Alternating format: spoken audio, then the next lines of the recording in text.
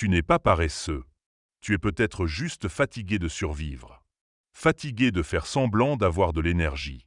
Fatigué de devoir te forcer à te lever le matin comme si c'était une simple question de volonté. Fatigué de te battre contre un monde qui n'a jamais vraiment entendu ton silence.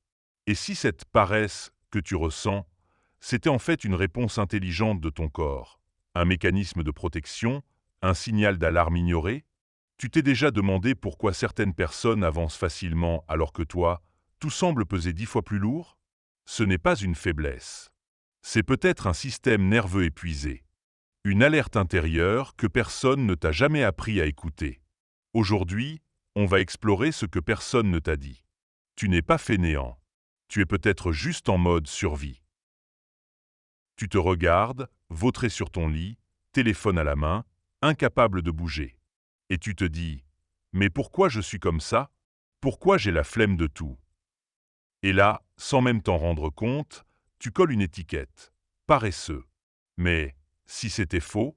Et si ce comportement n'était pas un défaut, mais un message? Ton corps, ton mental, ton énergie ne font jamais rien par hasard. Derrière ce que tu appelles paresse, il y a peut-être un système en alerte, un mécanisme de survie qui s'active pour t'éviter de t'effondrer. La société te pousse à avancer, à produire, à optimiser chaque seconde. Mais ton corps, lui, cherche juste à survivre, pas à performer. Et parfois, la meilleure façon qu'il a trouvée pour ça, c'est de t'éteindre un peu, te ralentir, t'immobiliser, t'anesthésier. Pas parce que tu n'as pas d'ambition, mais parce que tu es peut-être en état de surcharge. Ton système nerveux est bloqué en mode alerte maximale, même si extérieurement, rien ne semble dramatique. Tu sais ce qui est déroutant? Tu peux avoir une vie normale aux yeux des autres, un travail, un toit, des repas. Mais à l'intérieur, c'est le chaos silencieux, un épuisement que personne ne voit. Une forme d'asphyxie qui ne laisse aucune trace physique, mais qui t'arrache ton énergie. Et quand tu n'en peux plus, ton corps agit à ta place. Il coupe le courant. Il t'oblige à t'allonger, à ne rien faire, à disparaître un moment. C'est pas de la paresse. C'est une urgence intérieure qui s'exprime sans mots. Mais ce langage-là, on ne te l'a jamais appris. On t'a appris à sourire, à cacher, à fonctionner. Pas à écouter les signaux faibles. Pas à décoder l'effondrement lent, invisible, que tu vis parfois chaque jour.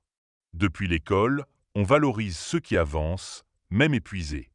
On glorifie l'effort, la discipline, la productivité. Mais jamais personne ne t'a dit que parfois, le vrai courage, c'est de s'arrêter. Pas fuir, non. Juste s'écouter. Reconnaître que ton corps crie depuis trop longtemps. Ce que tu ressens, ce n'est pas un manque de volonté. C'est peut-être de la fatigue mentale chronique, nourrie par des années de pression silencieuse, une hypervigilance émotionnelle, résultat de traumas non résolus, une dissociation intérieure, parce que ressentir devient trop douloureux, un système nerveux bloqué qui n'a jamais appris à se reposer en sécurité. Et ça, personne ne le voit. Parce que tu continues à fonctionner. À répondre aux messages. À sourire aux autres. Mais en toi, tu te vides. Imagine un téléphone qui ne capte plus. Il n'est pas cassé. Il est juste hors réseau. Toi, c'est pareil. Il y a des jours où ton énergie ne capte plus. Et dans ces moments-là, tu n'as pas besoin de te forcer. Tu as besoin d'écoute. Mais c'est là que la société te fait violence. Parce que ralentir, c'est mal vu. On t'a appris que tu ne vaux quelque chose que si tu fais. Alors, quand tu ne fais plus, tu te sens nul. Tu culpabilises. Tu t'en veux. Tu penses que tu déçois. Et cette culpabilité t'épuise encore plus. C'est un cercle vicieux. Ce que tu appelles paresse, c'est peut-être juste ton corps qui crie stop. Pas à tes rêves, mais à la façon dont tu les poursuis. Pas à ton potentiel, mais à la manière dont tu te brutalises pour l'atteindre. Tu ne manques pas de discipline. Tu manques de sécurité intérieure. Tu n'as pas besoin de motivation. Tu as besoin de réparer un système nerveux qui s'est habitué à vivre dans la peur, la pression, le stress. Et si au lieu de te demander « comment me forcer à bouger », tu te demandais plutôt « qu'est-ce qui me coupe de mon énergie ? Qu'est-ce qui me fait peur sans que je le voie ?»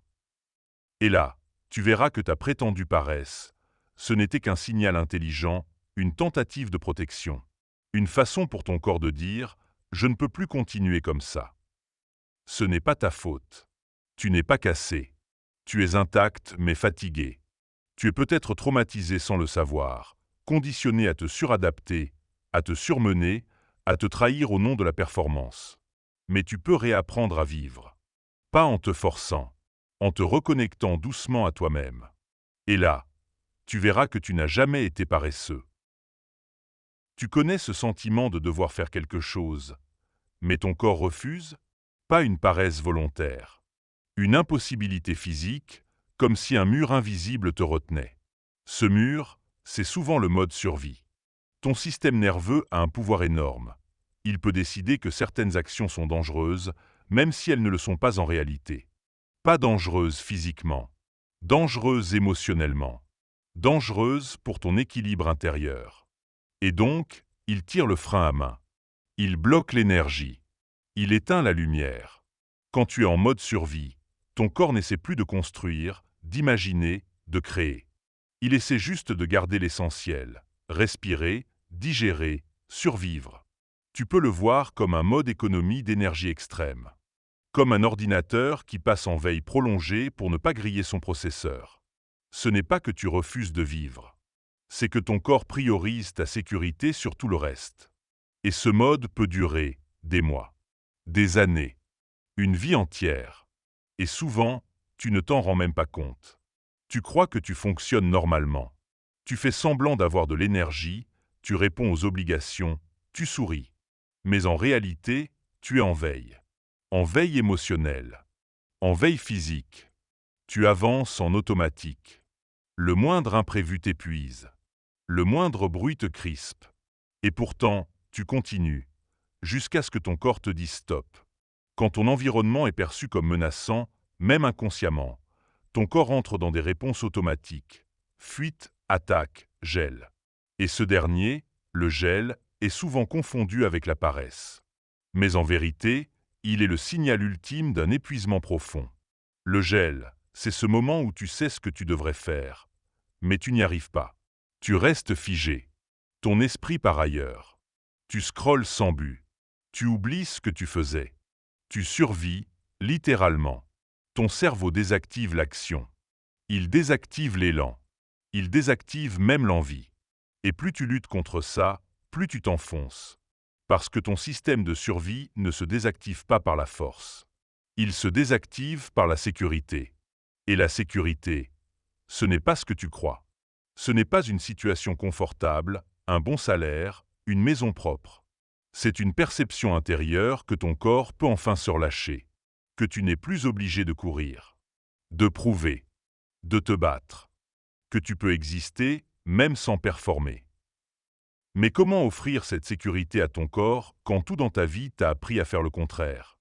Quand on t'a dit que tu devais mériter ton repos, que tu devais souffrir pour avoir de la valeur, que ralentir c'est échouer. C'est là que commence un autre chemin. Apprendre à rassurer ton système nerveux, à le reprogrammer, pas avec la force, mais avec la douceur. Parce que la douceur est ce que ton corps n'a jamais reçu assez. Et elle est aujourd'hui la clé pour qu'il s'ouvre à nouveau. Quand ton corps sent qu'il est en sécurité, il relâche peu à peu ses freins. L'énergie revient. L'envie naît. Le mouvement redevient possible. Mais ce processus n'est ni rapide, ni linéaire. Il demande de la patience, du silence, de l'écoute, et surtout, de ne plus se juger. Le mode survie n'est pas une faiblesse. C'est une stratégie. Et comme toute stratégie, elle a ses raisons. Tu es peut-être en mode survie parce que ton passé t'a appris que bouger égale danger, que se montrer égale blessure, que s'exprimer égale rejet. Et donc, ton système a intégré que la meilleure option, c'est ne rien faire. Se faire petit, s'effacer, s'économiser. C'est une réponse profondément intelligente, mais qui n'est plus utile aujourd'hui. Tu n'es plus dans le même contexte. Tu n'as plus besoin de te cacher. Mais ton corps, lui, ne le sait pas encore. Il fonctionne encore avec les anciennes alarmes. Des alarmes qui se déclenchent même quand il n'y a plus de feu. Et c'est pour ça que tu dois le rééduquer, pas le brusquer. Il ne s'agit pas de se motiver avec des phrases toutes faites. Il s'agit de reconstruire une base, une sécurité intérieure, une confiance corporelle. Tu peux commencer par de toutes petites choses. Respirer consciemment, ressentir ton poids sur le sol, te rappeler que tu n'es pas en danger, que tu n'es plus obligé de te battre pour tout. Et quand tu sens que tu as la flemme, essaie de te poser une vraie question. Est-ce que je suis en train de me reposer? Ou est-ce que je suis figé? Dissocié? En veille prolongée? Et si c'est le cas, alors tu n'as pas besoin d'un coup de pied au derrière. Tu as besoin de reconnaissance, d'espace, d'acceptation. Parce que parfois, il n'y a rien à forcer. Il n'y a qu'à accueillir. Et c'est dans cet accueil que ton système commence à respirer, à se réactiver, à retrouver la pulsation de la vie. Lentement, mais sûrement. Et tu verras. Un jour, tu ne ressentiras plus ce mur invisible. Tu sentiras l'élan revenir. Sans pression, sans effort. Juste parce que ton corps aura compris qu'il peut bouger, sans danger. Qu'il peut créer, sans peur. Qu'il peut être libre. Ce qu'on appelle paresse est parfois juste la couche la plus visible d'un millefeuille émotionnel beaucoup plus profond. Tu vois la personne immobile. Tu vois quelqu'un qui n'en fout pas une. Mais ce que tu ne vois pas, c'est ce qu'elle porte. Derrière l'absence d'action, il y a parfois un trop-plein émotionnel. Un corps saturé. Un cœur abîmé. Un esprit surchargé. Et quand tout ça s'accumule, bouger devient un luxe. Penser devient difficile. Sourire devient un masque. Le problème, c'est que personne ne parle de ses racines. On parle de motivation, de volonté, de rigueur. On célèbre ceux qui se lèvent tôt, qui font du sport, qui gèrent leur temps. Mais rarement on parle de trauma, de fatigue émotionnelle, de surcharge mentale. Et pourtant, c'est là que tout commence. Le trauma, ce n'est pas toujours un grand événement dramatique. Parfois, c'est juste un quotidien rempli de petites violences invisibles. Un manque de présence. Un besoin d'amour ignoré. Des silences pesants. Des regards absents. Ces petites choses, répétées encore et encore, sculptent ton système nerveux. Elles t'apprennent que le monde n'est pas sûr. Que tu dois te méfier. Te contrôler. T'adapter. Que tu ne peux pas juste être. Tu dois surveiller, anticiper, absorber. Et un jour, tu te retrouves adulte, avec un corps qui anticipe constamment le pire, même quand tout va bien. Cette hypervigilance, elle ne se voit pas. Mais elle épuise. Elle te vide de l'intérieur. Elle t'épuise avant même que la journée commence. Tu es tout le temps connecté, à l'écoute de ce qui pourrait mal tourner. Tu veux plaire à tout le monde. Répondre à tout. Être irréprochable. Tu souris pour éviter le conflit. Tu dis oui, alors que tout en toi crie non. Et tu t'oublies. Tu ne vis plus. Tu gères. Tu avances comme un funambule, sans jamais poser les pieds à terre. Tu marches sur une corde faite de « je dois », de « il faut », de « j'ai pas le choix ». Et puis un jour, tout s'effondre. Pas parce que tu es faible, mais parce que tu as trop tenu. Trop longtemps. En silence. La fatigue émotionnelle, c'est cette sensation d'être à bout sans raison apparente. Tu te réveilles fatigué, comme si la nuit n'avait rien réparé. Tu parles moins. Tu n'as plus envie de socialiser. Tu te déconnectes petit à petit de ce que tu aimes. Tu n'es pas triste. Tu es vidé. Et quand on est vidé, on ne peut pas créer, se projeter, rebondir. Alors tu restes là, à faire le minimum. Pas par flemme, par autopréservation. Et parfois, tu ne le remarques même pas. Parce que c'est devenu ton état normal. Une sorte de brouillard permanent. Tu fonctionnes, tu réponds, tu souris, mais tu ne ressens plus rien. Comme si ton monde intérieur était en veille. Comme si tes émotions étaient en sourdine. Tu regardes les autres vivre, rire, s'enthousiasmer, et tu te demandes pourquoi toi, tu ne ressens plus ça. Et puis il y a la charge mentale. Celle qu'on ne voit pas, mais qui te suit partout. Des centaines de pensées qui tournent sans arrêt. Des faux que « j'ai oublié de »,« je dois penser à ». Même quand tu es assis, ton cerveau court un marathon. Tu es chez toi, mais tu n'es pas en paix. Tu es seul, mais ton esprit est bondé. Et ça, c'est une énergie que personne ne mesure. Parce que tu ne la dépenses pas physiquement. Mais mentalement, c'est l'hémorragie. Ton cerveau ne s'arrête jamais. Il fait des listes.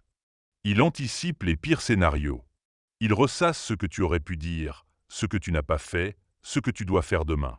Et pendant ce temps-là, ton corps s'épuise.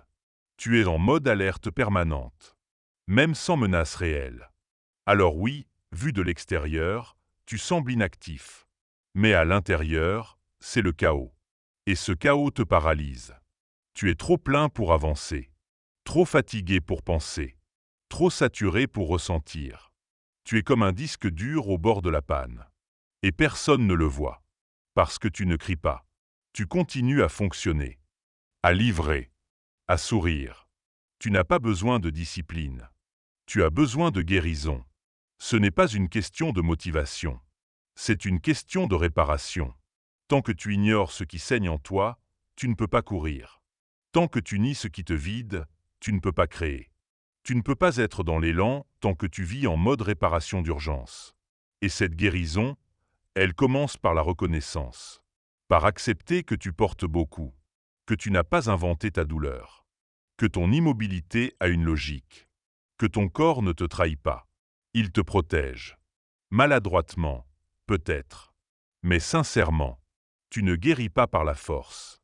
Tu guéris par la compréhension, par l'écoute, par l'accueil de ce que tu ressens, sans le juger, par le droit de dire « je ne vais pas bien », par le courage de te reposer, de ralentir, de ne pas te forcer à produire quand tu es déjà en train de tenir debout avec des béquilles invisibles. Et plus tu reconnectes avec ces racines invisibles, plus tu comprends que ce que tu croyais être un manque de volonté, c'était juste une saturation intérieure. Que ce que tu appelais flemme, c'était en réalité une détresse nerveuse. Et que pour avancer, tu n'as pas besoin de faire plus. Tu as besoin de retrouver l'espace de respirer. Et cet espace-là, tu peux te l'offrir. Même par petites touches. Un silence. Une pause. Une minute où tu t'arrêtes vraiment. Où tu t'écoutes. Où tu reconnais que tu en as marre de faire semblant. Et c'est là que la magie commence. Quand tu n'as plus peur de te regarder. Quand tu n'as plus besoin de compenser. Quand tu peux juste être. Tu entends souvent dire que ce qu'il te faut, c'est de la discipline. Que si tu veux réussir, progresser, évoluer, tu dois t'imposer des routines, des horaires, des efforts constants. Et c'est vrai, dans un monde parfait. Mais ce monde parfait n'existe pas. Parce que la discipline sans compréhension, c'est comme planter des graines dans un sol gelé. Rien ne pousse. Pas parce que la graine est mauvaise, mais parce que le terrain n'est pas prêt. Et ton terrain, c'est ton état intérieur, ton énergie, ta sécurité émotionnelle. Tu peux te forcer à te lever tôt, à travailler dur, à tenir bon. Mais si ton corps est en alerte permanente, si ton esprit est épuisé, si ton cœur est blessé, alors cette discipline va se retourner contre toi. Tu vas finir par t'en vouloir de ne pas tenir. Te dire que tu es nul, faible, pas assez. Alors qu'en réalité, tu essayais juste de fonctionner dans un système intérieur déséquilibré. La discipline peut être une force, oui, mais elle n'est jamais censée être une punition. Et c'est là l'erreur. On croit que se forcer, c'est se dépasser. Mais parfois, se forcer, c'est se trahir. C'est ignorer la partie de toi qui souffre. C'est étouffer un signal qui te dit « Stop, j'ai besoin d'air ». Tu ne construis pas une maison sur des fondations instables. Et pourtant, on attend de toi que tu construises ta vie avec des fondations intérieures fragiles, fissurées par les non-dits, le stress, les blessures passées.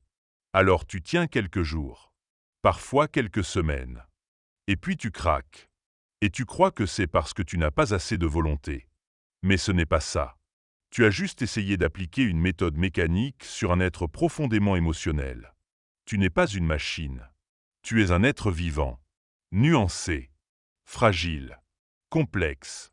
L'autodiscipline devient un piège quand elle est utilisée comme un pansement sur une blessure ouverte. Elle te donne l'illusion que tu avances, alors qu'en réalité, tu te vides. Elle t'éloigne de toi-même en te donnant une direction extérieure. Mais elle ne répond pas à la vraie question. Pourquoi est-ce que j'ai tant de mal à m'y mettre? Pourquoi est-ce que je suis bloqué? Pourquoi est-ce que je procrastine alors que je sais exactement ce que je devrais faire? Et souvent, la réponse ne se trouve pas dans le mental. Elle est dans le corps. Dans cette tension permanente que tu ressens dans la nuque, dans cette boule au ventre, dans cette fatigue inexpliquée. Ton corps n'est pas paresseux. Il est saturé. Et tant que cette saturation est ignorée, aucune discipline ne tiendra. C'est pour ça que tant de gens échouent à maintenir leur résolution. Pas parce qu'ils sont faibles, mais parce qu'ils essaient de régler une douleur émotionnelle avec une logique mentale. Ils pensent qu'une bonne to-do list va réparer leur épuisement, qu'une routine stricte va calmer leur anxiété. Mais ça ne fonctionne pas comme ça. Pas à long terme. Pour que la discipline fonctionne, elle doit venir d'un endroit sain, d'un espace où tu te sens déjà en sécurité, où tu as déjà pris soin de toi, où tu t'es déjà reposé. Là, tu peux construire. Là, tu peux créer. Mais si tu utilises la discipline pour masquer ta détresse, alors elle deviendra ton carcan, ton fouet intérieur. Et tu ne verras plus la différence entre exigence et maltraitance. Regarde les enfants, ceux qui se sentent aimés, écoutés, sécurisés, développent naturellement une forme de constance. Ils n'ont pas besoin qu'on les pousse en permanence. Ils avancent parce qu'ils se sentent en confiance. Et c'est pareil pour toi. Si tu prends soin de ton système, si tu nourris ton espace intérieur, ta discipline devient fluide, organique, naturelle. Mais si tu vis dans la peur, dans la honte, dans l'obligation constante, alors ta discipline devient une prison. Tu fais les choses parce qu'il le faut, pas parce que tu les sens. Et ça, ton corps le sait, ton cœur le sent. Tu peux mentir à ton cerveau, mais pas à ton énergie. Alors avant de te dire « je dois être plus discipliné », pose-toi une vraie question. De quoi ai-je besoin, là, maintenant? Est-ce que j'ai vraiment besoin de plus d'efforts? Ou est-ce que j'ai besoin de plus d'espace, plus de calme, plus de tendresse envers moi-même? Et si tu apprenais à doser, à t'écouter, à ajuster la discipline à ton état réel? Parfois, la meilleure discipline, c'est de savoir s'arrêter. Parfois, la vraie force, c'est de savoir dire « aujourd'hui, j'ai besoin de lenteur, de silence, de repli ». Et c'est OK. Parce que plus tu respectes tes besoins, plus tu crées un espace intérieur stable. Et plus cet espace est solide, plus tu pourras construire des habitudes durables. Pas par force, par enracinement. Tu peux être quelqu'un de rigoureux sans être dur. Tu peux viser l'excellence sans te fouetter pour chaque écart. Tu peux rêver grand tout en t'écoutant petit à petit. C'est ça, l'équilibre. Et c'est là que la discipline devient puissante, quand elle naît de l'amour de soi, pas de la peur de soi. Tu veux avancer, réussir, changer ta vie. Tu veux créer, construire, t'améliorer. Mais parfois, tu oublies une chose essentielle. Tu ne peux pas performer si tu ne te sens pas en sécurité. Et cette sécurité, elle ne vient pas de l'extérieur. Elle ne vient pas d'un compte en banque bien rempli, d'un appartement rangé ou d'un emploi stable.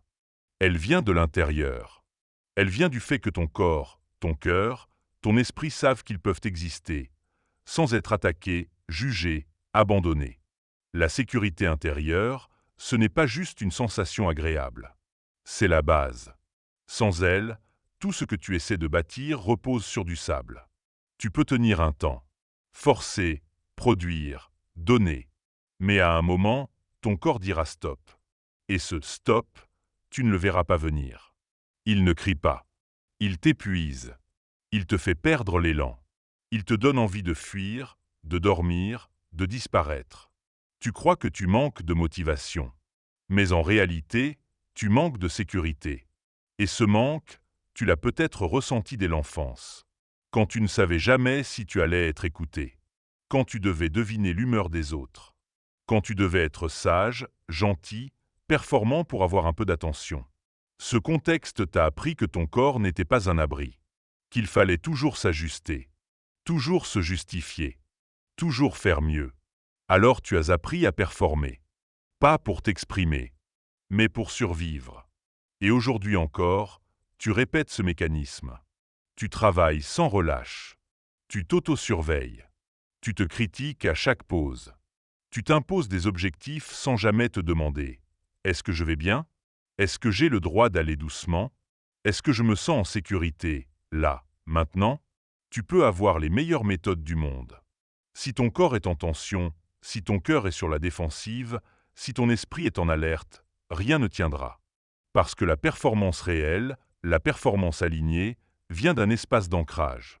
D'un espace où tu n'as pas peur d'échouer, où tu n'as pas besoin de tout prouver, où tu n'as pas besoin de courir tout le temps. La vraie énergie vient de là. Du calme, du repos, de la confiance intérieure. Et cette confiance ne se décrète pas.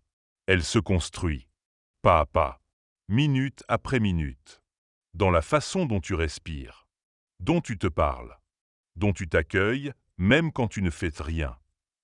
Tu veux performer? Commence par rassurer ton système.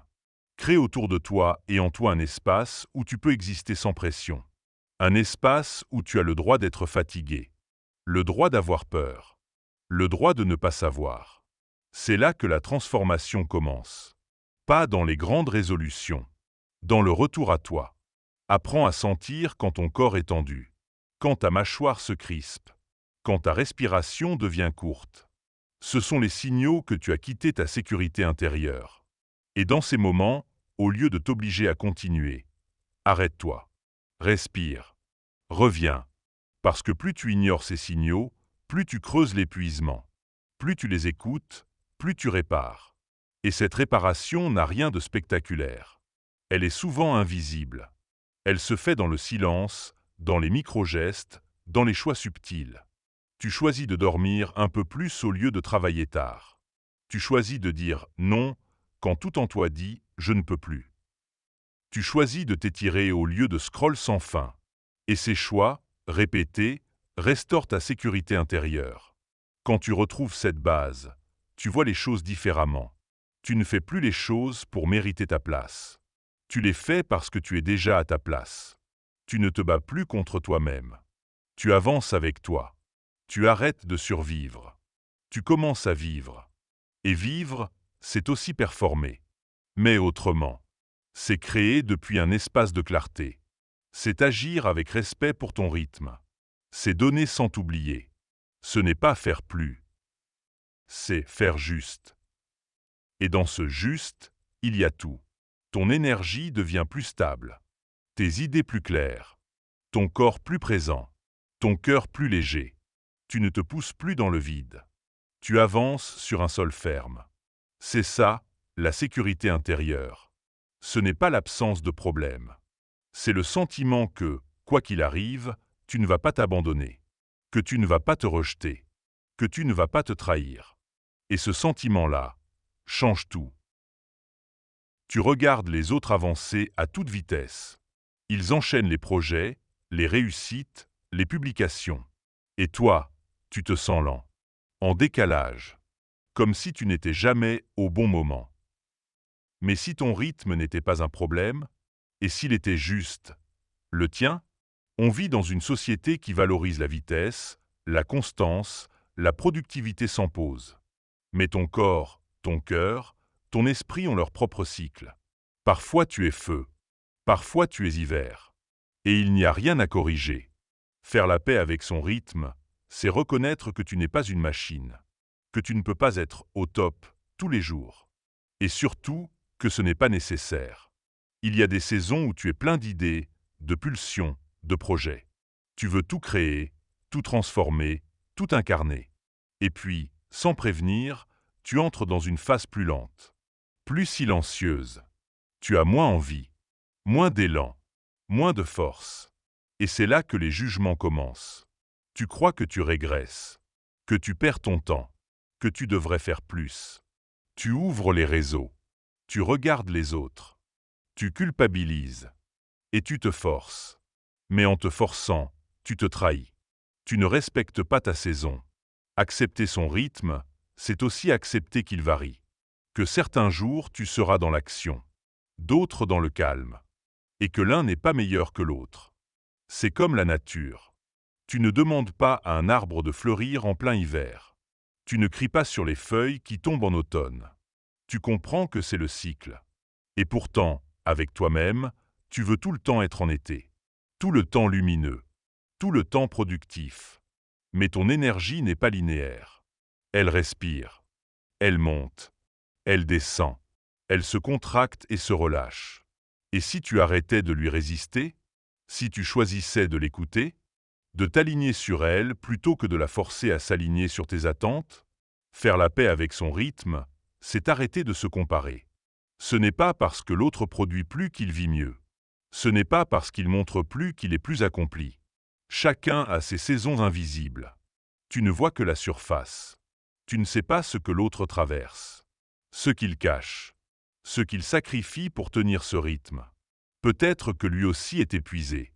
Peut-être qu'il t'envie ta lenteur, ton silence, ta capacité à écouter. Et cette paix avec ton rythme passe aussi par l'écoute de ton corps. Quand tu sens que ça tire, que tu n'as plus de jus, que ta tête est lourde, ce n'est pas de la paresse. C'est un appel. Un rappel que tu as besoin de repos. Pas pour reculer, mais pour revenir plus vrai, plus centré, plus vivant. Il n'y a pas de honte à ralentir. Il n'y a pas d'échec à se poser. Il n'y a pas de faute à être dans une saison intérieure plus douce. Tu n'as pas besoin d'excuses pour exister autrement. Tu as le droit de choisir ton rythme, de l'adapter, de l'assumer. Et quand tu fais la paix avec lui, tu te réalignes. Tu ne cours plus après quelque chose d'extérieur. Tu avances depuis l'intérieur. Tu n'es plus guidé par la peur de ne pas être assez, mais par l'envie d'être toi, complètement, entièrement, authentiquement. Tu as peut-être passé des années à te demander ce qui n'allait pas chez toi, à te forcer à changer, à te convaincre que tu étais paresseux, démotivé, inadapté. Et si tout ce temps, tu n'avais jamais été cassé? Et si tu avais juste été non compris par un monde qui valorise la performance avant la présence. Non compris par une société qui ne sait pas lire les silences. Non compris par des voix qui ont confondu ta fatigue avec un manque d'envie. Ta lenteur avec un manque d'ambition. Ton immobilité avec un défaut. Mais toi, au fond, tu savais. Tu sentais que quelque chose clochait, mais pas en toi. Dans la manière dont on te regardait, dont on te jugeait, dont on t'étiquetait sans jamais te demander ce que tu traversais. Aujourd'hui, tu sais que cette prétendue paresse était un signal, que cette inertie était une protection, que ton corps t'a toujours parlé, même quand tu refusais de l'entendre. Et maintenant, tu peux choisir autre chose. Tu peux apprendre à t'écouter, à te respecter, à t'honorer. Tu n'es pas cassé. Tu es en transition, en reconstruction, en réalignement. Et ce chemin, il est beau. Il est lent parfois, douloureux aussi, mais il est vivant, profond, réel. Et si tu n'as qu'une chose à retenir de cette vidéo, c'est ça. Tu n'as jamais été un problème à réparer. Tu as toujours été un être à comprendre. Merci d'avoir été là jusqu'au bout. Si cette vidéo t'a parlé, abonne-toi à la chaîne, partage-la et surtout, prends soin de toi. Tu le mérites. Vraiment.